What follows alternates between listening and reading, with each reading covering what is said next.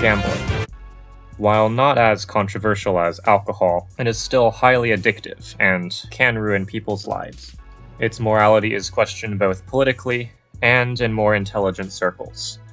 It's long been a part of society, but nowadays it's made its way into gaming most invasively. Although gacha mechanics in games have been around longer than some players who play specific franchises or types of games will admit, odds are that you've heard all about the downsides and risks of gambling, from the addiction, to the loss of money, to the relationship problems, to the alleged immorality of it, for it is quite a popular topic to write about, and nearly all of the writing on gambling is dominated by this negative take. Anything positive is likely to be about the economic benefits of gambling for the government. But what if they were all wrong? Just kidding. As much of an echo chamber as this topic is, at least the psychologists do know what they are talking about. This video will seek to look at gambling benefits from a personal perspective for the entertainment value or whatever other enjoyment may come out of it. It will seek to form a personality profile of an individual who enjoys gambling without being too addicted to it.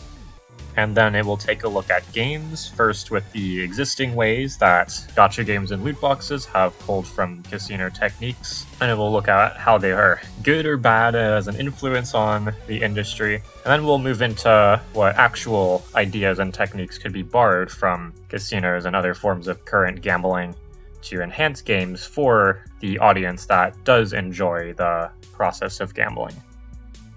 Before we begin in earnest, let's get a disclaimer out of the way. This video does not support or condone the circumstances or tactics used by gacha game companies, casinos, etc. to cause people to gamble their life savings away and get addicted. Unless you're a fallen Edelgard whale, then you deserved it. This video is also not meant to encourage anyone to go and start gambling irresponsibly with their real money. I will also be referring to the Big 5 measure of personality throughout this video, which is scientifically accepted as the best personality measure. If you're unfamiliar, you can pause the video here and just take a look at the screen before continuing. In order to find a profile of people who can enjoy gambling, it's worth looking at existing research on problem gambling, as it is a fine line between enjoyment and addiction. Siders and Smith propose that it's something called positive urgency, the tendency to act impulsively when in a good mood, is correlated to gambling behavior. They also describe gambling as a thrilling stimulation, which I am inclined to agree with. I think the type of people who would best enjoy gambling are those who have all of the positive mood benefits from gambling but have a little more self-control to hold back and not spend more than they can afford afterwards. This is in contrast to a popular opinion that skilled gamblers, or the type of people that should gamble, should do so without emotion and purely with logic.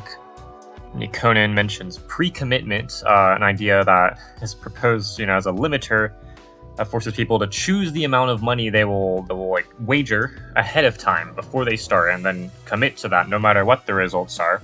It essentially would control the gambling process into almost like a job, where the goal is to game the system and make a profit.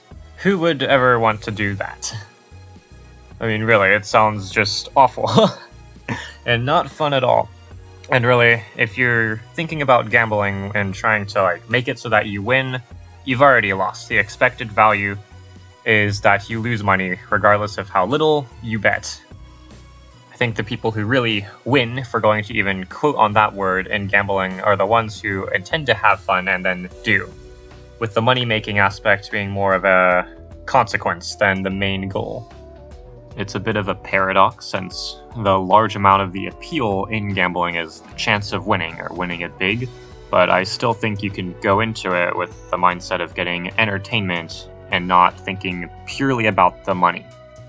To try and gain some more insight into how people think about gambling based on their personality, I put together a survey with 4 sections. The first contained questions taken from the Quantic Gamer Foundry survey, which separates players into 9 categories but I'm more interested into the 5 underlying measures taken from Yi's player model, along with Quantic's 6th DLC measure, which they added later. The second survey section asked general questions about games, regarding the balance between skill and luck, along with a couple of locus of control questions sprinkled in. The third and fourth sections were more strictly about gacha games and gambling respectively, with participants only being instructed to respond to those sections if they were familiar with the topic being discussed. I sent the survey to 3 different Discord servers, one of them having a larger gacha game focus, and another being based off of a gambling stream, and we got 17 responses, which is decent for just asking people to do things for you, but not so decent in terms of getting useful research. We'll only be able to look at the data from an interesting standpoint or theory, and we can't really reject any null hypotheses with this sample size. The free response questions were more interesting, however. Starting with the gambling section of the survey, when asked what types of people get more enjoyment from gambling, many responses mentioned people should gamble with logic or without emotion, and one person even went so far as to say that emotional people shouldn't gamble. So this is clearly a popular sentiment, which we discussed earlier. But one person here has also realized that gambling with logic might be safe, but it isn't very appealing when there's so little you can do to actually change the odds, if at all. I think the people who do enjoy betting with purely logic and reasoning are more likely to enjoy games like poker, which have a higher degree of skill and are often against other players instead of the house. Now you can see a lot of the people who responded to the survey do play more skill-based games than pure chance, and a lot of them do find enjoyment out of winning against another person. This is also mirrored in the game section of the survey, where people preferred a larger skill to luck ratio, but we'll get into that more later. The most interesting responses, however, came from the question that asked people if they participated in fake gambling. And there was quite the contrast in responses here. There are a lot of people who said that it's not as fun. They don't get excited as much, there's no real stakes, they can't win anything. But just the same, there is as many other responses that said that they enjoy not having to care about the results too much. There's no long-term consequences, but they're still able to feel the adrenaline rush in the moment. And again, this is all very theoretical, not a lot of statistical backing, but I think there are very much 2 types of gamblers per se. There's the thrill seeker who really wants there to be big consequences and to win big, and then there's the type of person who more enjoys the chance-based aspect for itself. They like the experience more than the result. And having real money on the line could make it more stressful for those types of players. Now, it is interesting to note that according to a couple studies, the personality profile for high sensation seeking is the opposite of the profile for problem gamblers, which has the implication that gambling addicts are not having a good time. But for the sensation seekers, they are already satisfied with the current way of gambling, and they can do so responsibly even when there is big temptation and risk involved.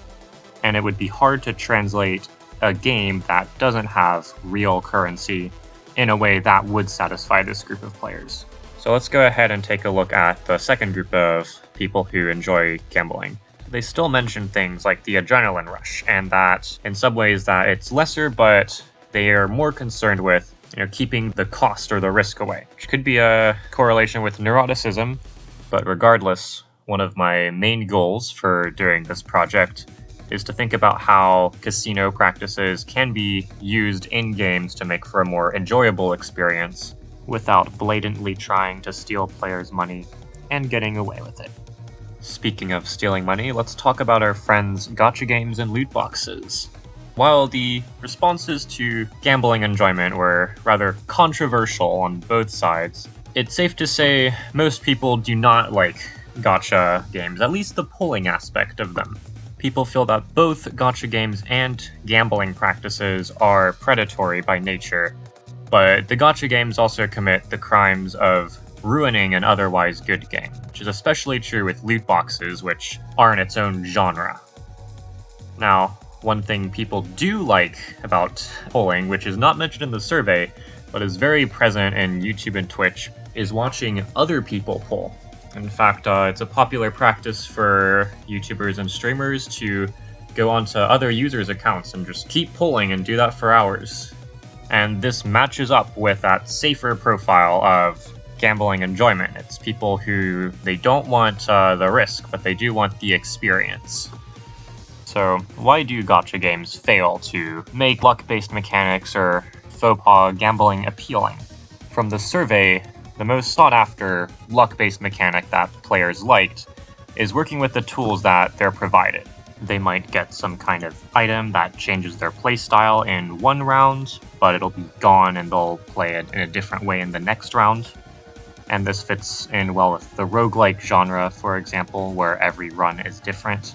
However, gacha games are the opposite of that. You have an account that is built up over a period of months, and if you miss a character, not only do you not have it for the now, characters are often limited time, so you won't be getting them at all. And despite being all about them, the actual quantity of gambling in gacha games is rather small. Typically, you spend weeks building up a currency that looks like processed rainbows, summon for 10 minutes, and that's it until the next banner comes out, or more likely several banners, if you're free to play. It is very high risk-reward, but low in the amount of time you can spend enjoying the activity, which is the opposite of the type of gamer that enjoys gambling in a more risk-free setting would like. And for the sensation seekers who do want the risk, gacha games don't have anything to offer that is better for them than a casino. There's less of the atmosphere and the drinks and the lights everywhere. Furthermore, gacha games tend to be pretty solitary, whereas I think those types of players with their higher extroversion would enjoy the more social setting of something like poker. Loot boxes have it even worse than gacha games. They have the privilege of being in a game that isn't based around them, so they're seen as often more of an intrusion than the gacha mechanics in their own games, and very much do not save what we've looked at so far from being bad examples of trying to place gambling mechanics into games. These are very clearly just ways to make a company lots of money at the expense of fun. The good news is, not every luck-based game is a gacha game. Multiple people mentioned Fallout New Vegas as a game they like that inserted a gambling mechanic, as well as some others. Most of these games the odds are in the player's favor rather than in the house's. And when there's no actual money at stake, there's no reason not to let the player have good odds of winning, or getting a nice item. It's important to separate what casinos do to make it addictive, which would include the sensory overload, the bonus games, and the prospect of winning a really big prize, from what they do to make sure they're making a profit, which boils down to having people play a game where they are likely to put their money in and not get all of it back out. And the former is not necessarily bad. I think giving the player above average odds, but not super good ones, goes with the idea of flow, which is for most skill-based games. You want the player to be winning, but they need to be challenged at the same time. And I think with these more chance-based mechanics, it's also true. The idea is always keeping the player engaged and neither bored nor frustrated.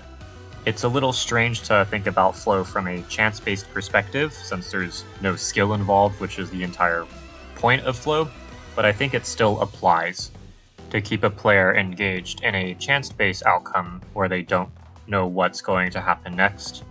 I think it's important to make it so that usually it's a decent outcome for the player, and there's a smaller chance of having either something very good happen, like a big win, or something bad happen. And you want to be careful with this, but I think making it like a comically bad item is one way to go about it to keep the player engaged in a way similar to flow. And we don't have to limit our thinking to directly taking casino games and placing them inside of video games. I briefly mentioned roguelikes earlier, which have a cult following, and their main appeal is that every run is different, so there's a lot of RNG involved in what you get, but you can usually, if it's designed well, work with it and still succeed. And then we have randomizers, which take luck more to the extreme while still maintaining a small amount of skill. I personally enjoy these a lot, but it's definitely not for everyone. and it's usually the community that creates a randomizer after a game is released. I do think that there is merit for game developers to take a look at these and put them naturally into their games if it's appropriate to satisfy that part of the player base. This isn't to say that we should be making games that are just all about luck. Everyone in the survey said they liked at least 70% skill to luck ratio in their games, and it makes sense. Relying purely on luck leads to no sense of personal accomplishment, and it is hard to stay engaged if there's nothing to do except just pull the slot machine. Well, it's easy for some to stay engaged that way, but it might not be healthy for them. And when it came to talking about mechanics that were disliked between both skill and luck-based games, the biggest one was losing. People usually didn't care if they were winning too much, and I'll let you interpret that how you want about human nature.